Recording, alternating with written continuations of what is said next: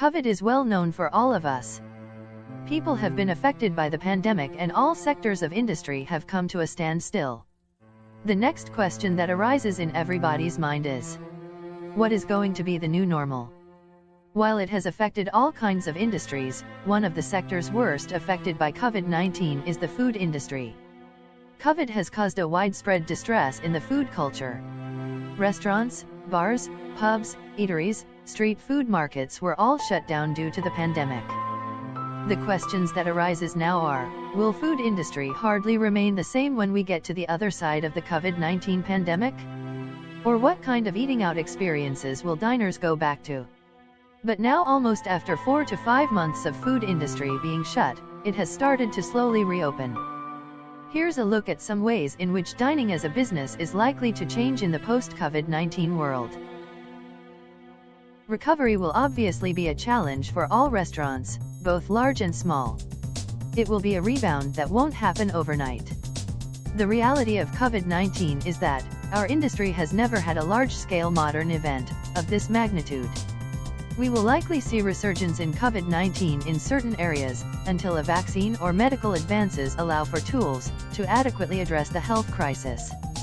Social distancing is working and will need to have a place in our current landscape for at least foreseeable future.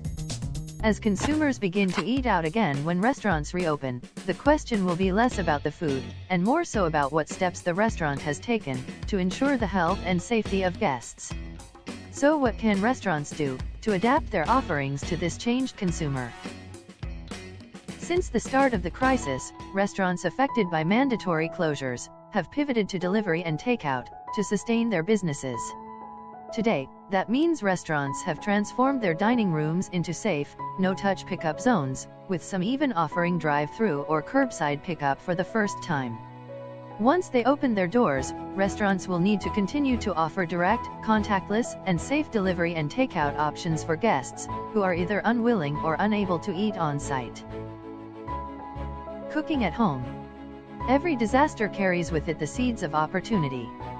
There may be renewed interest in slow food, as something to be savored and created in personalized ways.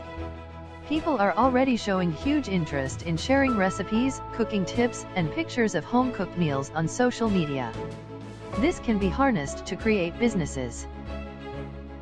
With social distancing guidelines in place and capacity and party size restrictions, like we've seen outlined in other states, we can expect to see increased spaces between tables, eliminated host stand waiting areas, reductions of bar seats, and even entirely new layouts for restaurants that highlight contactless offerings. We will also see a rise in use of virtual waitlist and reservation platforms across restaurants. Many restaurateurs, who have previously been hesitant to incorporate these technologies into their front-of-house experience, will revisit the use of these systems, leveraging their tool set to help them manage reduced capacities, minimize crowding, and waits around their host stands and bars, and improve turn times to maximize revenue on each table. Regardless of how operators update their dining rooms, a focus on the health and safety of the guest is paramount in adapting a restaurant for reopening. Restaurant operators who think strategically now about how they can update and improve their offerings for consumers and implement those solutions thoughtfully will reap the benefits in a post-COVID world.